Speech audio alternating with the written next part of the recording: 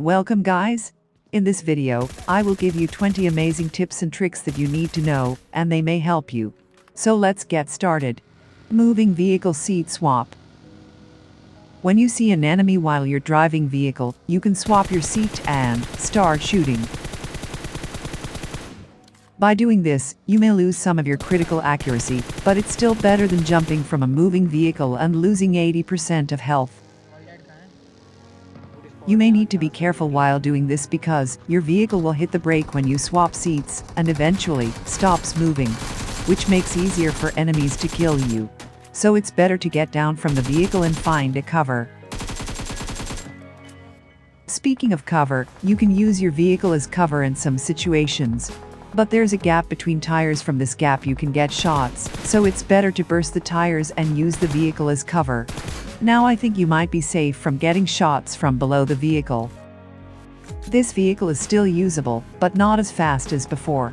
And also this depends on vehicles. Make sure you only burst 2 tires on the same side, or it might be tough for you to travel. Or sometimes you don't need to burst the tires, it depends on the situation.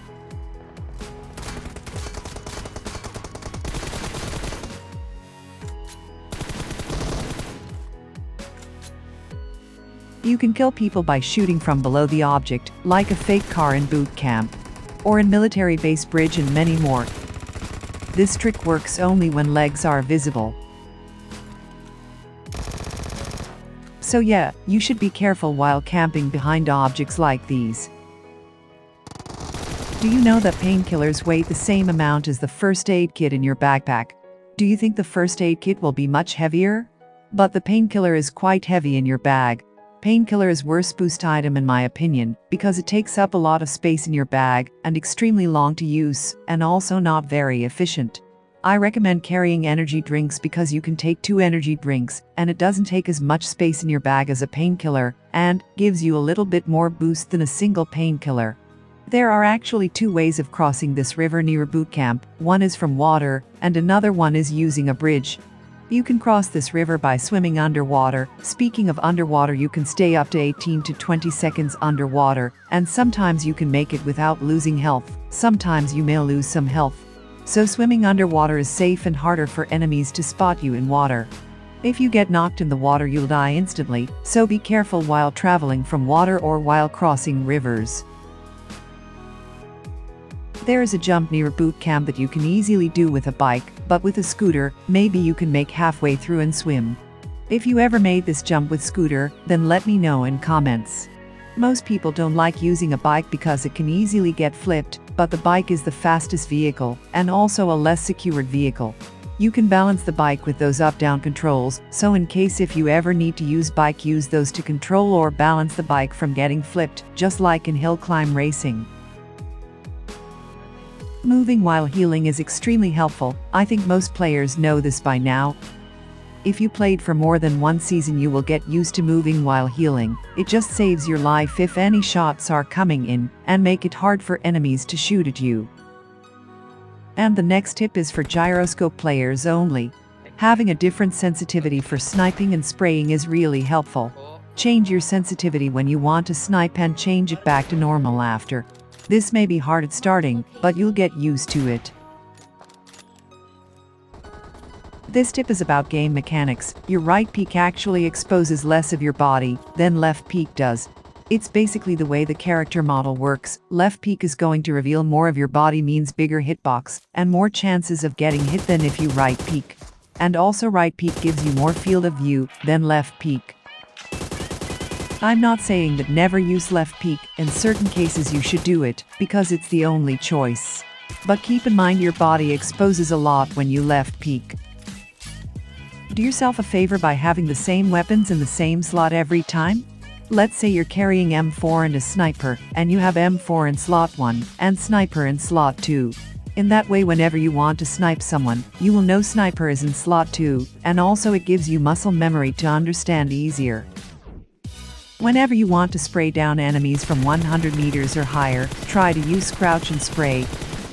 By crouching, your recoil will be reduced a little bit and increases your accuracy.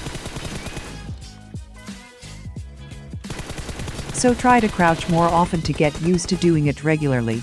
And if you can't able to control recoil and enemy is so far, then you prone and start shooting. By using prone, your recoil will be reduced almost half, I think so, and it will be harder for enemies to shoot back at you because of smaller hitbox.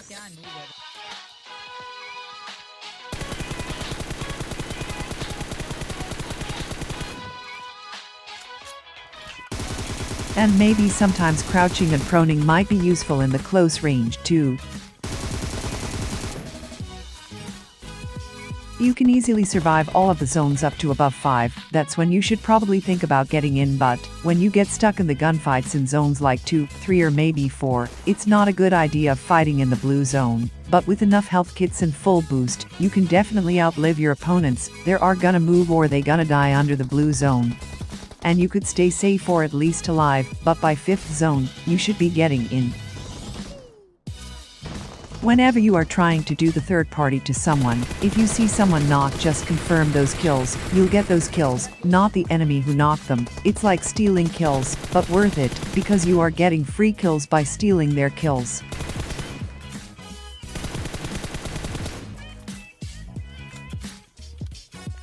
Cooking those nades is probably one of the most important things to learn. However, you want to learn it either going training grounds or count in your head and getting lucky. If I start throwing nades behind that house, those guys will have plenty of time to get away. However, if I cook it perfectly, and this guy will die and not stand a chance of getting out. So do yourself a favor by getting really good at cooking these nades, because they make you a better player. And next thing is pre-fire. Pre-fire plays an important role. Whenever you want to push, do it with a pre-fire, it always helps, and do it more often to get good at it. The more you play, the more common hiding spots you know. If you have intel on someone's position, you should pre-fire obviously, since you are already putting shots down range, and the person is still reacting. On defense, pre-fire as well. When attackers try to push an object, it will make them hesitate or slow down, and cancel out their peeker's advantage. If you don't have intel of someone being in a room but you are still clearing it, just quick peek the room, look for someone, and if you do see someone, pre-fire on the re-peek. Otherwise, just quick peek and pre-aim every angle as you go. I wouldn't worry too much about giving away your position, since most people know what's going on without having confirmed intel. Most people check everything anyways. Having more than 3 smoke grenades will definitely help you in the final circle. When you want to loot a crate during an open battlefield, use smokes. When you want to rush into a building from open ground, use smokes. When you want to make enemies fool with a fake grenade, use smokes. So here in my case, I'm rushing in the open field, and I use few smokes to give me good a cover and distract them.